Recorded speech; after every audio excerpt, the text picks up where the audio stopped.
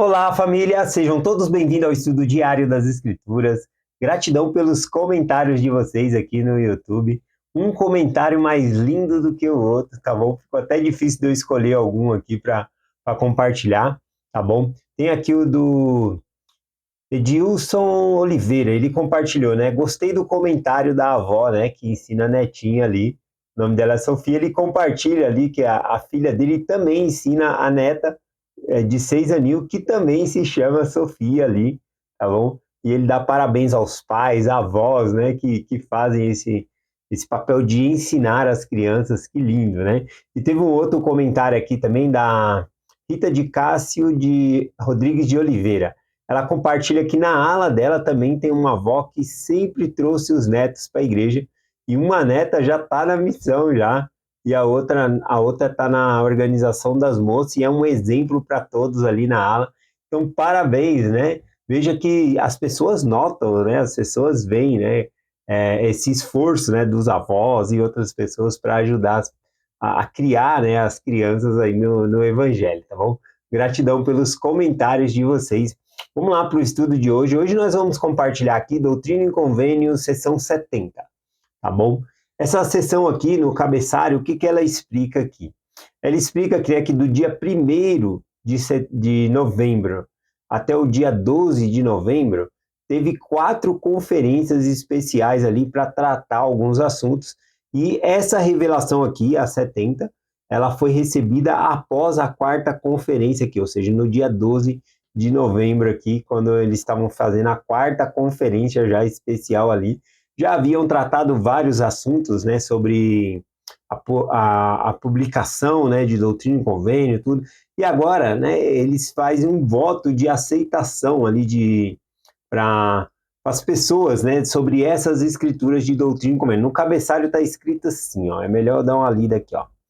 Essa revelação foi dada após a conferência ter votado que as revelações eram as revelações, ou seja, o livro de mandamentos, essas revelações de Doutrina e Convênio.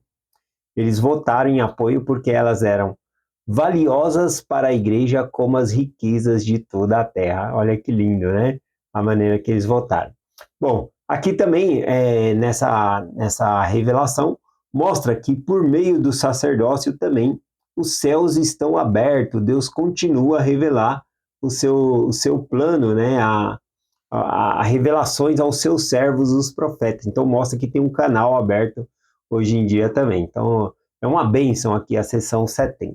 Vamos começar lendo aqui a partir do versículo 1, né? Lembrando que o contexto histórico principal aqui era a publicação, né, de Doutrina e Convênio, que eles haviam decidido fazer 10.000 cópias, né? No final eles vão conseguir fazer 4.000 cópias por conta da perseguição, muitas coisas aí, tá bom? Mas a princípio era 10.000 cópias ali que eles iriam fazer. Então, o que nós consideramos de grande valor que nós devemos ter em conta aqui é as escrituras, né? Será que eu estou dando o devido valor às escrituras? Essa que é a questão para nós aqui. Vamos lá, o versículo 1, né, do sessão 70 diz assim: Vede e escutai, ó habitantes de Sião, e todos vós, povos de minha igreja, que estáis longe, ouvi a palavra do Senhor, que dou a meu servo Joseph Smith Jr., e também a meu servo Martin Harris, e também a meu servo Oliver Cowdery, e também a meu servo John Whitner, e também a meu servo Sidney Rigdon, e também ao meu servo William W. Phelps, como mandamento. Então, essa revelação foi dada ali para eles como mandamento. Versículo 2 em diante diz assim: Porque lhe dou um mandamento, portanto, escutai e ouvi, pois assim lhe diz o Senhor. Eu, o Senhor, indiquei-os e ordenei-os para serem mordomos responsáveis pelas revelações e mandamentos que lhe dei e que lhe darei mais adiante.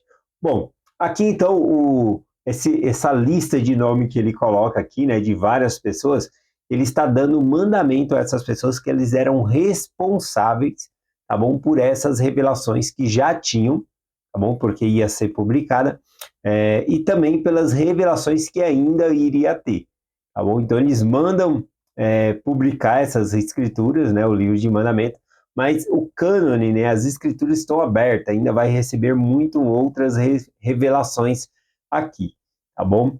Então, o versículo 4 diz assim: e um relatório dessa mordomia deles exigirei no dia do juízo. Então, aqui, né, o Senhor fala que no dia do juízo eles vão prestar um relatório, né, dessa mordomia, dessa responsabilidade que eles receberam. Tá bom? E nós, né, será que nós vamos prestar conta de nossa mordomia, das escrituras que nós temos, das revelações que nós recebemos do Senhor? Será que a gente vai ter que prestar conta, né, do que nós fizemos com essas revelações, com essas escrituras? Né? Então é importante nós pensarmos sobre isso. O versículo aqui 5 ao 8, né? Se nós, eu lendo os versículos aqui, eu confesso que ao estudar essa sessão, eu não entendia esses versículos, até que eu peguei o contexto histórico, né, que eu vi que estava falando sobre a publicação do livro de Doutrina e Convênio e sobre a venda deste livro, tá bom? Você tem uma ideia? Na época de Joseph Smith ali, um livro, quando era publicado, quando era bastante, era 2.000 cópias, 3.000 cópias, né? Quando era um livro ali. Hoje em dia nós chamamos um livro assim que é muito vendido de best-seller, né? É uma palavra em inglês, né? Best-seller significa literalmente, né? A tradução em português ficaria o, o, o melhor vendedor, tá bom?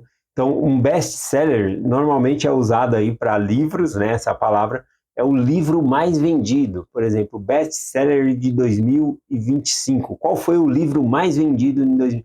E hoje são muitas cópias, né?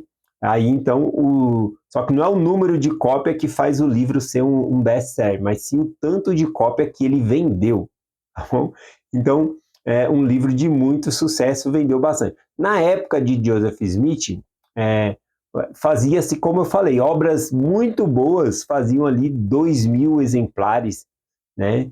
3.000 no máximo. Nós vemos que em 1830, quando o livro de Mormon foi fazer a sua primeira publicação, tá bom? Foi feita ali 5.000 cópias, é algo bem audacioso ali. E depois, nessa reunião da conferência, eles falaram de publicar, né, Doutrina e Convênio, e a meta deles era fazer 10.000 cópias, algo assim, para a época, fora de cogitação, fora do normal. Bom, o livro de Mormon, quando foi publicado, foi contratado por uma gráfica, né? Eles tiveram que contratar a gráfica, era $3.000, a parte da fazenda, né, de Martin Harris teve que ser vendida para cobrir os gastos deste livro, né, do livro de Mormon, no caso. Agora não, agora o livro de mandamentos, Doutrina e Convênio, eles têm uma própria gráfica. Eles construíram uma própria gráfica, eles tinham a própria gráfica, então isso custaria bem menor o valor, tá bom? Então, a meta deles era chegar a 10.000 cópias desse registro, tá bom? Então, veja a importância aqui, né? Algo, na época ali, se você pesquisar, não vai ter nada igual de 10.000 cópias. Tá certo que eles chegam a fazer só 4.000 cópias, né? Nós vamos chegar mais para frente nas revelações, mostrando ali que eles destruíram a gráfica, né? A perseguição. Tem aquelas irmãs, né? Aquelas moças que pegam, né? Aquelas páginas, né? De doutrina como é que foram espalhadas, né? Eles pegam e correm por meio do milharal para se esconder, para salvar as páginas, né? Na verdade, elas já estavam escondidas, né? E eles estavam botando fogo, queimando tudo. E aí elas correm e pegam o maior número de páginas, né? Que elas conseguem ali do livro de mandamentos, doutrina e convênio, e correm para o milharal. Elas são perseguidas, né? Mas Deus não deixa elas serem encontradas ali. Então, a meta era 10.000 cópias aí. Era algo assim, nossa, muito grande, tá bom? Mas eles chegaram só a 4.000 cópias, que é muito também, conforme eu falei, na época de Joseph Smith, um best-seller aí era 2.000 cópias, tá bom? Vamos lá. Então vamos ler os versículos aqui. Agora tendo esse contexto, eu pude entender melhor esses versículos aqui, ó, do versículo 5 ao 8. Diz assim: Portanto, designei-os, a este é o seu ofício na Igreja de Deus, para administrar essas coisas e o que elas se refere, sim, aos seus ganhos. Essa parte que eu não estava entendendo é que ganhos é esse aqui, né? Portanto, dou-lhes mandamento de que não transmitirdes destas coisas da igreja nem ao mundo. Contudo, se receberem mais do que o necessário para as suas necessidades e carências, entregarão ao meu armazém. Eu estava lendo aqui, eu não estava entendendo nada, falei, mas o que é aqui? Será que está falando da lei da consagração? Versículo 8 diz assim, e os ganhos serão consagrados aos habitantes de Sião e às suas congregações, caso se tornem herdeiros de acordo com as leis do reino. Bom, aqui então, depois que eu fui entender por dentro do contexto aqui, que estava falando da venda dos livros de doutrina e convênio. Então, ia ter muita cópia e eles iam vender. Eles iam sair em missão pregando o evangelho. A venda desses livros ia ajudar eles a manter-se no campo missionário, tá bom? E o que sobrasse, o que fosse excedente, deveria ser mandado para Sião, para ajudar pobres, necessitados e construir novas casas e assim por diante. Aí sim que eu pude entender essa parte aqui, né? Dentro do contexto histórico. Lendo só o versículo aqui eu não entendi, então eu tive que buscar o contexto histórico aqui, tá bom? Vamos lá, aqui o versículo 9. Eis que isto é o que o Senhor requer de todo homem em sua mordomia, segundo o que eu, o Senhor, designei ou designarei no futuro a qualquer homem. Aqui então a mordomia deles era publicar esses livros, fazer emissão, vender os livros. O objetivo não era ganhar dinheiro, tá bom? O objetivo era cobrir os custos da impressão, porque por mais que eles tinham uma gráfica, papel era caro, todo o trabalho ali, né? E aí o que sobrasse de excedente, fora o que ele se sustentasse, também era para ajudar outras pessoas, né? Conforme falou do armazém do bispo aqui, que servia para ajudar e abençoar a vida de pessoas necessitadas. Então, eu achei uma leitura muito agradável a partir do momento que eu entendi essa parte aqui, tá bom? E aqui também, quando ele fala sobre a mordomia, o que o Senhor quer de cada homem? A sua mordomia, o que o Senhor nos deu. O nosso próprio corpo, ele é uma mordomia. Ele é algo que é nosso, que Deus nos deu, mas que nós teremos que prestar conta o que nós fizemos com o nosso corpo. Então, a mordomia e coisas designadas aqui pode ser, por exemplo, um chamado na igreja. A gente vai prestar conta perante o Senhor do que nós fizemos em nosso chamado. É isso aqui, tá bom? Então, é a nossa mordomia. Vamos lá, versículo do 10 ao 12 aqui, ele fala de bênçãos materiais e bênçãos espirituais que vão sendo recebidas. O versículo 13 diz assim, sim, mais profusamente, né? Eu tive que procurar o significado dessa palavra aqui, ó. Sim, mais profusamente, profusão, essa que é a multiplicada por meio de manifestações do Espírito. Então fala que aqueles que vivem essa lei e essa designação que o Senhor deu, essa mordomia, eles vão ter aqui essa profusamento, ou seja, profusão. Eu fui procurar no dicionário o que significava, né, profusamente aqui. Aí eu peguei aqui o significado, ó, significa uma forma abundante, de grande quantidade, extensamente, é, é um advérbio que indica algo que é feito com, ou que acontece com que é grande, com grande intensidade ou quantidade. E ali estava falando sobre receber o Espírito, né? Então, aqueles que procuram viver o seu chamado, fazer com retidão ali, eles vão receber conforme diz a palavra aqui, que é nova para mim, né?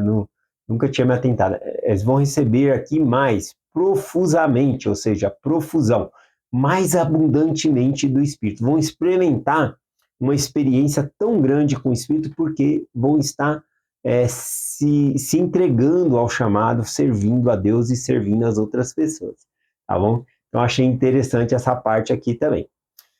Vamos lá aqui, versículo 14. Contudo, nas coisas materiais serão iguais, e disto não reclamareis. Caso contrário, será retirada a profusão, ou seja, como se diz, o exagero do Espírito, né? Essa intensidade grande do Espírito aqui, das manifestações do Espírito. E agora dou este mandamento a meus servos, para o benefício e quando permanecerem, como manifestação as minhas bênçãos sobre a sua cabeça, e como recompensa por sua diligência para a sua segurança. Então ele fala que por mais que nós sirvamos, né, ajudamos outras pessoas, isso vai reverter em bênçãos para nós. Né? Pensa, por exemplo, você tendo que servir na igreja como professor. Você vai ter que preparar uma aula para servir todo mundo. Quem é o mais beneficiado? Você, pelo estudo que você fez, você vai receber muito mais, tá bom? Você teve que se aprofundar mais, você sentiu o espírito mais porque você buscou antes para estudar, vai sentir durante. Então veja que você é mais abençoado. Isso em qualquer área, né, da igreja ou quando a gente se compromete a fazer algo, tá bom? Então achei interessante aqui também. E aí ele fala